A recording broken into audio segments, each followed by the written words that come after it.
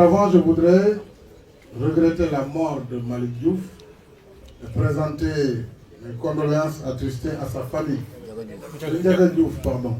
J'avais en tête Malick Ba. Une autre victime. Présenter donc mes condoléances à la famille de Ndiaga Diouf. Témoigner ma solidarité à la famille Diaz et aussi en tant que maire de Fatick, apporter mon soutien au maire de la commune d'arrondissement de Mermoz Sacré-Cœur.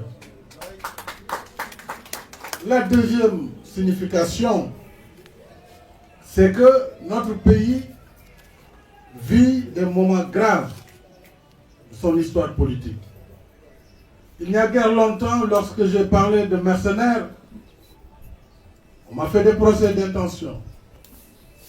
Il fallait agir vite avant que le sang ne soit versé par des mercenaires étrangers.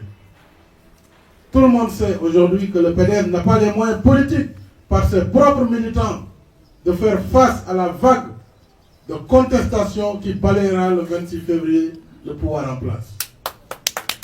Alors, il lui reste à exercer la violence par le recrutement de jeunes innocents, souvent d'ailleurs qui ne connaissent pas les missions pour lesquelles ils sont recrutés. Et je pense que le ministre de l'Intérieur est mal placé aujourd'hui pour intervenir dans ce débat. D'abord, ce n'est pas le procureur de la République, ce n'est pas lui qui fait la loi, pas lui qui rend la justice. On l'attendait dans la sécurisation des personnes et des biens. Et c'est là où il a échoué, puisque depuis quelque temps, les signes annonciateurs d'une violence étaient perceptibles et l'État n'a rien fait pour empêcher cela. Au lieu de parler des conséquences, il faut d'abord s'attaquer aux causes de cette mort. Et les causes, c'est qu'il y a eu des gens qui ont été instrumentalisés, qui ont été mis en condition de devoir provoquer et de devoir tuer. Je pense donc que la responsabilité incombe au premier chef, à ces responsables du PDS, aux responsables de l'État qui ont laissé faire et qui ont été des complices.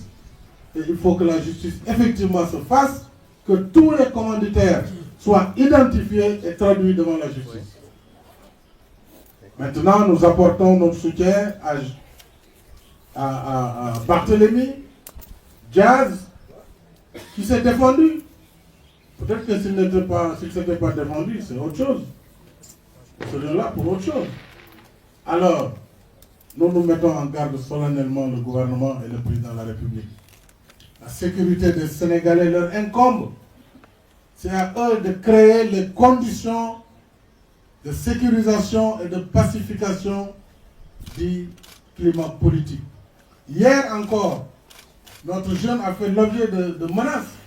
Ils ont été chez Abdoumo, nuitamment, pour provoquer. S'ils pensent que c'est comme ça qu'ils vont entamer la détermination des Sénégalais et de l'opposition, ils se trompent. C'est peine perdue. Par conséquent, Jean-Paul, je vous apporte tout le soutien de la coalition Macky 2012, un soutien fraternel et personnel, et nous sommes avec vous dans ce combat, avec vos jeunesses, avec le Parti Socialiste également, puisque Barthélemy est responsable du Parti Socialiste, et avec tout le peuple sénégalais debout qui refuse